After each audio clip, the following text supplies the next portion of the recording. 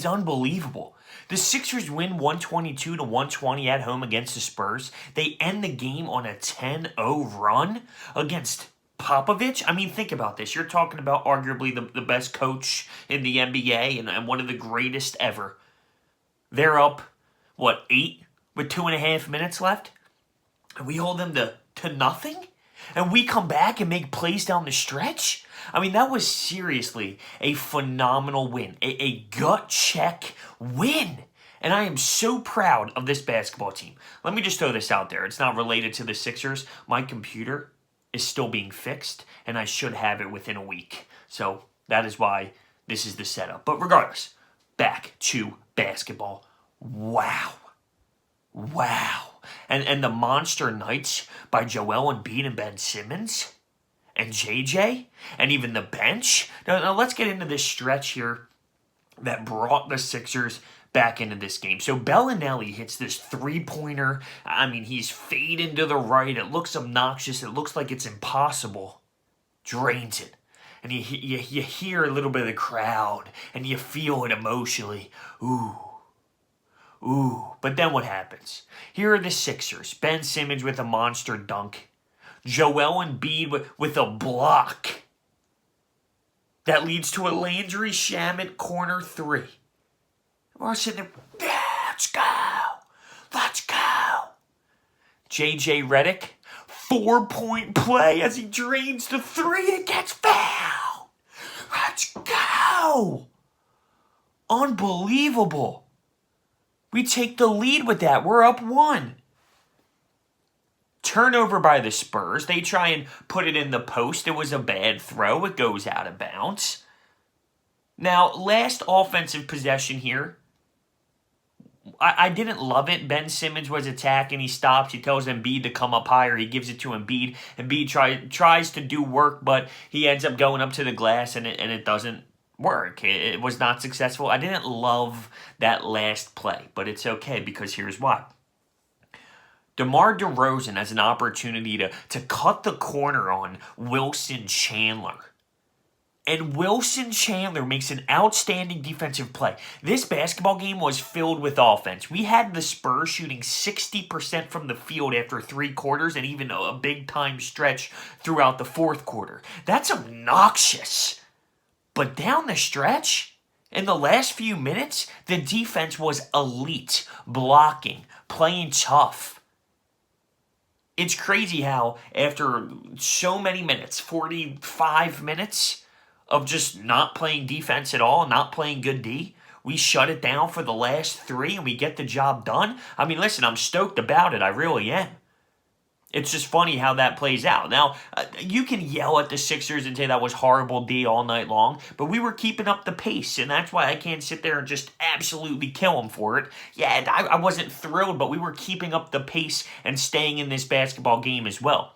I mean, the 3rd quarter, I believe the Spurs took a 7-point lead, and we ended up knocking it down, and it was a tie ball game at the end of 3rd because of Joel Embiid. In that 3rd quarter into the 4th, my man scored 14 straight points for the Sixers. And it's funny because last time he played the Spurs, LaMarcus Aldridge was giving him trouble. He only had 13 points in that game.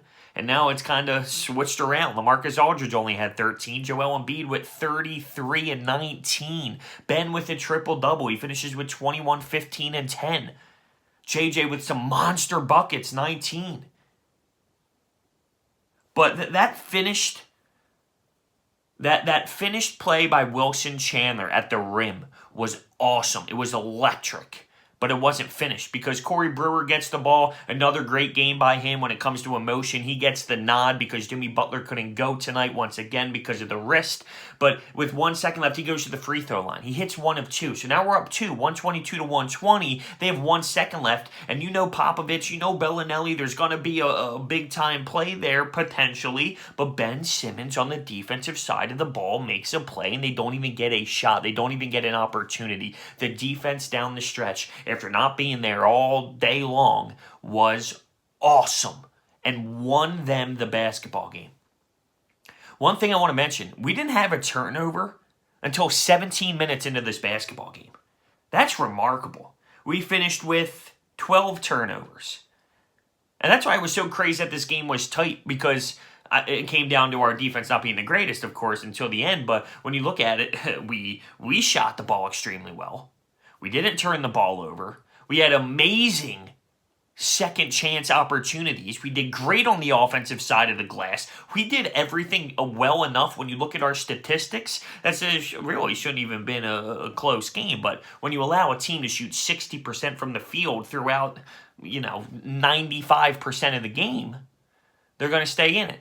But I'm not trying to sit here and say anything negative. I am so excited and so happy and so proud of this basketball team and the way that they finished today. We had 35 assists. So yeah, like I said, we had 0 turnovers until 17 minutes into this ball game. And at that point in time, we had 14 assists. So we were actually moving the basketball. Awesome. 18-2, we outscored them in second chance opportunities. We were on the offensive side of the glass. Joel had 6 boards. Ben had 4. We had 13 total. I'm thrilled with that. We pulled it out. And I really do. I really do believe that OKC loss was a reason why we won this game. We remembered a similar situation a few nights before, a few games before, in the same building with the same type of atmosphere, and this time we found the way. And this time we grinded out a win. We used what we felt in the past emotionally and what we went through for us here in the future. And that's one thing that I did mention after that game. We need to use this, and you learn a lot once you lose. When you lose, you learn a lot from it, and I think it helped out big time. I really do. So let me talk about the bench play, because statistically, it is what it is when you look at the numbers, but TJ McConnell went on a solid run by himself in this ballgame. Landry Shaman hit big-time threes. Jonah Bolden blocked LaMarcus Aldridge twice within 2 seconds, ran the floor, was the last guy back. Monster jam, let's go. Got the crowd fired up. I know it wasn't crazy, like Landry had 14, TJ had 10, but it was the time and the run of them. TJ put it together all within one spurt. Landry put it together, and Jonah put it together. And I'm very proud. And you look at Corey Brewer. All right, the guy is playing with emotion. He's fighting for his job. He's on the 10-day contract. I'm sure he'll get another one, and I'm sure he'll stay with us. But he's coming in here, all right, after sitting at home, feet up, am I going to play in the NBA again? And he's logging in starter minutes, filling in for Jimmy Butler right now. I know he's not an offensive threat. I get that. But he plays with that emotion, that swagger, and he plays with a lot of passion. And it's rubbing off. I'm so pumped about this win at home. I can't get over the fact that you're telling me the Sixers shut out the Spurs when they're up 8 in the last 2.5 minutes. We go on this 10-0 run. The defense picks up and becomes elite late in the game.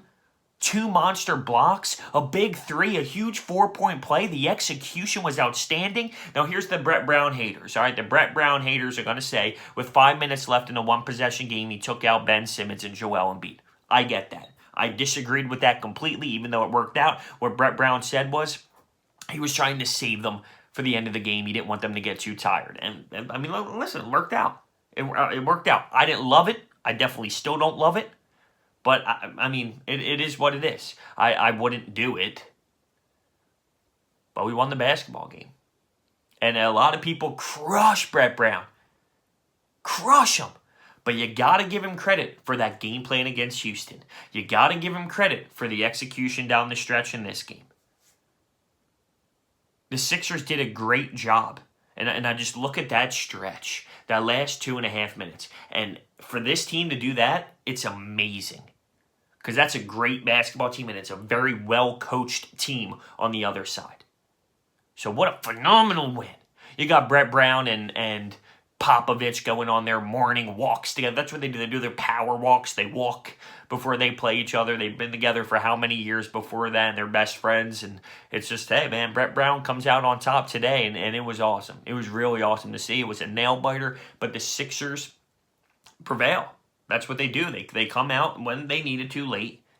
They got bench results in big-time moments, And their defense came up strong. I mean, EMBIID with the block, Wilson Chandler with the block, and DeMar DeRozan had a lane. He had the corner. He had a spot. Now it's time to do it on the road. And that's a big time difference, though. Now it's time to do it on the road. So let's see how the Sixers do so far on this gauntlet. Great start. Great start. Let me know what you think down below. Thanks for watching.